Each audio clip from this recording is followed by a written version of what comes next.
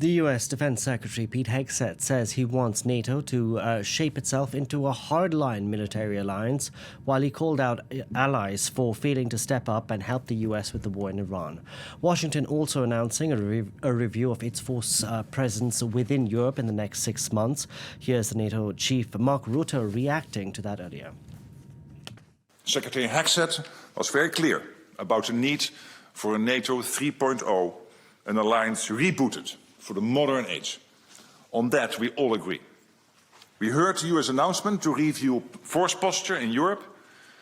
In today's dynamic security environment, I think it is prudent to ensure NATO's forces are optimally arrayed to deter conflict and, if necessary, to defend against any threat.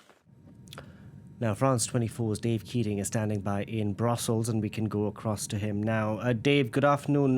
Talk us through the reaction we've been getting from member states to this announcement from Washington. Yeah, I mean, Mark Rutte, the Secretary General of NATO, spent most of that press conference that we just saw a clip of defending the decision and rationalizing it. So his spin on this is that this will have a more realistic assessment of where the troop levels are, that basically the previous plans for how many U.S. troops and equipment would flood into Europe if Russia were to invade is outdated because European countries have been increasing their defense budget. So it makes sense to update that. However, I'll say he faced a very skeptical audience in that room among the press. He was asked flat out if this is actually being done to punish European countries for not participating in the Iran war, as many in the Trump administration have suggested. He pointedly did not answer that question.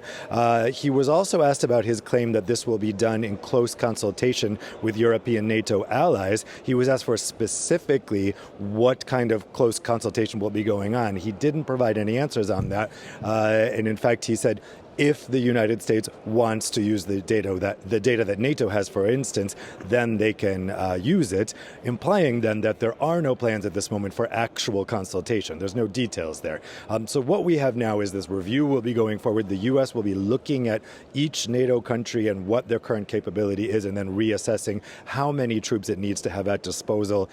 Again, as a contingency, if an invasion were to take place. Rutte was also asked about Pete Hegseth's comments when he came in calling NATO a paper tiger, something that Trump has also said in the past. Again, he diverted away from any types of questions. It was the usual press conference role that Mark Rutte has had, where he is spending almost the entire press conference defending the United States, defending Donald Trump, even amid a lot of skepticism in the room. He also had to defend Hegseth because Hegseth came in, kind of excoriated the European NATO allies, and then left. He left early, didn't stay to listen to all of the other defense ministers. In the end, though, they were glad that he showed up at all, because both he and the U.S. Secretary of State Marco Rubio have been skipping these summits lately. So actually, they were just glad that he was there, because at least to them, it showed a level of continued U.S. engagement that they weren't sure about before. Yeah, Mark Rutte is very good at defending the U.S. Policies. Now, Dave, later on, we're also going to have a EU Council summit taking place with Ukraine set to feature on the agenda. Yeah, that's where I am now, here at the European Council. The European prime ministers and presidents will shortly be arriving within the next hour or so, and Ukraine is on the agenda. Now, I think we're going to hear from them as they enter in the red carpet behind me. The same things that we were hearing from defense ministers this morning over at NATO, which is that Ukraine is turning the tide in the war. Ukraine is winning the war on Russia, and war against Russia, defending itself from Russia, I should say. But they're also newly encouraged by Donald Trump's relative cooperation earlier this week at the G7 summit in France, where he did not block these G7 conclusions, saying that the West would continue defending Ukraine. There's a lot of optimism about that. At least that's what we're hearing publicly from leaders. I will say, behind the scenes, when you talk to people here in Brussels, I think the thinking is that Trump was actually just more distracted by the Iran war and didn't really feel like engaging with the Ukraine issue, so just signed off on these statements because it doesn't really mean anything if he signs on them or not.